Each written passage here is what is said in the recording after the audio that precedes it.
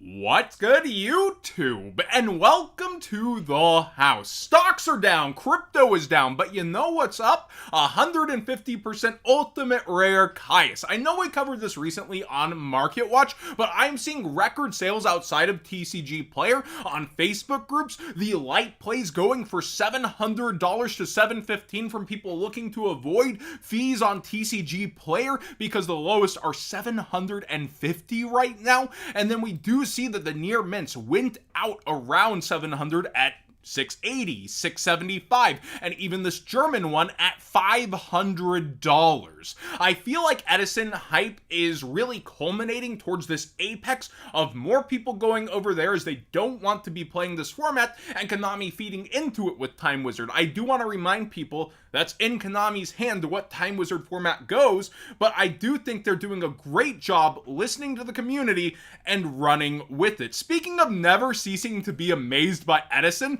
I don't really remember this card, and I remember a lot of old good text.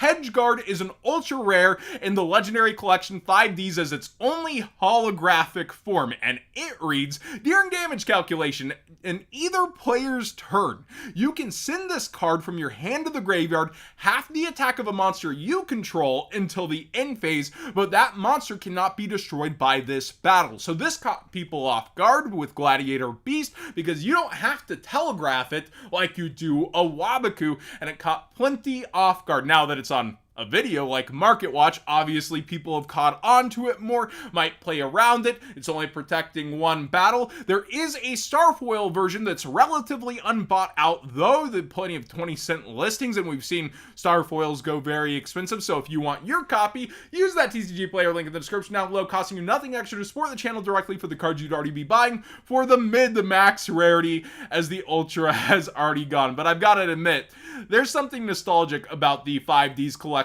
Ultras, and that set feels more and more like Star Strike Blast as the set that keeps on giving without its reprint. They never got an unlimited wave.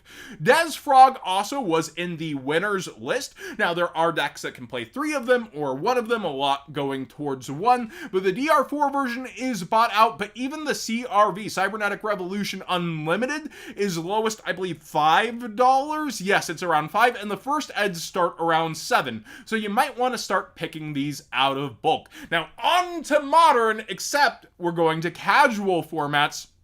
Shining Sarcophagus is respiking really heavily. We covered that it tailed off and then started going back up. It's around an $18 card, and the quarter century secret rare for this also is on buyout mode, where it's going back up after having dipped really hard and is around $58 again, where it had gone down to around $40. And then my Discord noticed Gadget Trio has been going up consistently. I know, the MCOL 40 gadgets, but seriously, this card reads, if it is normal or special summoned, you can add a Shining Sarcophagus or any spell and trap that mentions it from the deck to your hand. Then it also has a secondary effect that can get you Stronghold, the Hidden Fortress. But this has been consistently going up and is around $5 for this ultra rare out of Legacy of Destruction. And then we also have Archfiend's Advent. I said I was holding off on the quarter century secret rare, and it already went up just a little bit, but now the regular version has gone about double and is towards $4 to $5 very quickly. So anything around this deck feels like it's stable to strong, and casual doesn't mean broke. People like to play odd-off decks away from the metagame, and little Yugi's character deck isn't going to be reprinted for like a year plus, most likely, and some of the cards might be missing even longer depending on what set they're in. So let me know what you think about this buyout. Could it pierce the mainstream?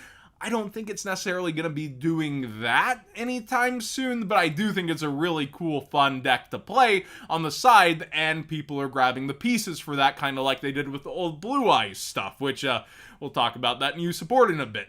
The Black Goat Laughs is going up. I think a lot of people see this as more reprint proof somehow or something, when cards from the same set are getting reprinted in Bonanza, so, you know, the Fire Princess is more iconic. The quarter century secret rare is back on buyout mode and going up, and even the regular is starting to go back up in price, around $24 to $25. It is a really good card. It was initially slept on, but during this metagame is starting to rise once again. I wanted to point out real quick, Battles of Legends Sealed is doing very well for itself, which I thought it might thanks to Master Magia along with Bell. It was really that perfect storm to put a sealed product on upward trajectory, and you can see initially it did come on down towards being a $63, $64 box, and now the boxes are selling pretty consistently at $80. Sealed doesn't feel like it's defeated as a hold, but I do want to remind you, if they reprint Magia somewhere else, what's going to happen to the set? It's still got some solid value inside, but I gotta imagine that would take a lot of wind out of the sails with all the Blue Eyes hype going around. Mausoleum of White's Ultra Rare is going up a little bit, not crazy amounts, but it is on buyout mode right now, so we'll see where it sticks the landing. It is a pretty good card, actually, that gets searched through the new support. During your main phase, you can normal summon one level 1 light tuner monster in addition to your normal summon or set. You gain this effect once per turn. Then once per turn, you can target a face-up monster you control, send one normal monster from your hand or deck to the graveyard, and if you do, the targeted monster gains attack and defense equal to the level of the monster sent to the graveyard times 100 till the end of the turn, and then you can banish this card from your graveyard to add a burst stream of destruction from your deck if you're going to be adding that on in with your combo. But seriously, that extra normal summoner set and being searched, that's pretty nice. Then you also have True Light has been slowly going up over time. Like you can see, it did obviously spike at one point, but continues to go up over time and is around the $2 card at this point. And I do see this one played a lot on Master Duel also, to be fair. Then we have the Mermail Atlantean support that we've missed, the stuff that kind of mixes in that isn't just the name. Deep Sea Aria Secret Rares are on buyout mode. They've gone up towards 3 and now spiked up towards 5, so going from penny stonk-ish to completely up there. You can still get the ultra rare completely cheap though, so if you just want access to this card, it's under 15 cents if you want to be playing it, or is super rare, my bad. Then we also have Deep Sea Divas holographic versions starting to go up pretty consistently and down in quantities. You can see there was even more hype around announcements, but now that the deck's garnering more attention, the buyouts and the sales rates are starting to go up even further. And then Atlantean Dragoons, its common is on full buyout mode and is now around $4 to $5. So again, I'm about to be going through my bulk for the streams. I'm starting streams again Friday. I suggest maybe you start piecing together things as well. Then we have Invocation I wanted to touch on real quick because the new Blue Eyes support brought out the Invoked Blue Eyes players once again, because you can use the Spellcaster as well as the Dragon for the Link one, I believe, and Alistair is looking kind of nice sometimes with the deck. I did see people talking about, so I want to remind you that the Fusion Enforcers has those taco bins depending on where the holographics are from if you're buying blind online. I really actually prefer the Battles of Legends Secret Rare because of that over buying these online unless you are in person getting the OG Secret for mid-max. Then there's the Ultimate Rare, which I don't think is necessarily a bad buy. I think people will prefer this, but I do want to remind those who missed the news that, hey, Alter Art Invocation is going to be coming in the tins. I like this one more. It resonates with me more, but some people are going to be excited for this, and options sometimes bring down other cards on the market. But the ulti, if it really did take off, I think would be taking off too. I don't necessarily think Invoked Blue Eyes is going to be wrecking the meta game, but hey, there are different futures, and we'll have to wait and see. I also wanted to actually highlight how terrible the collector rare market was while looking up things around Invoked.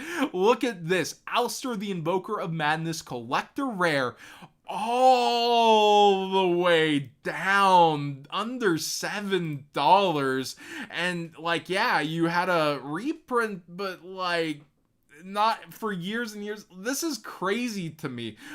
One second. The Invoker of Madness. I want to make sure it didn't get like a rare somewhere or something like that. No, just these 3 versions, and it is down that bad. Then you have Secret Village of the Spellcasters, which it's still pretty budget, but every single holographic version is now teetering over $1, and there's a good amount of holographic versions of this card. But seriously, if you want the one for for your white 4 stack, you probably want to get it sooner than later because they are all starting to go lower on quantities and up in price. Otherwise, you're going to be playing the common, which are also not bulk. This card's never really been something I would leave in bulk. I'd always pick it out and set it to the side. But Floodgate, yep, the card is doing very well for itself. Thanks for watching today's Market Watch. Please subscribe if you haven't already. Give this video a thumbs up if you enjoy these conversations. And let me know what you think about like stuff like the casual decks trending in price and kind of escapism from the current metagame where money's actually being spent into it. It's very interesting for both the high and low end, not just the high end of the cards.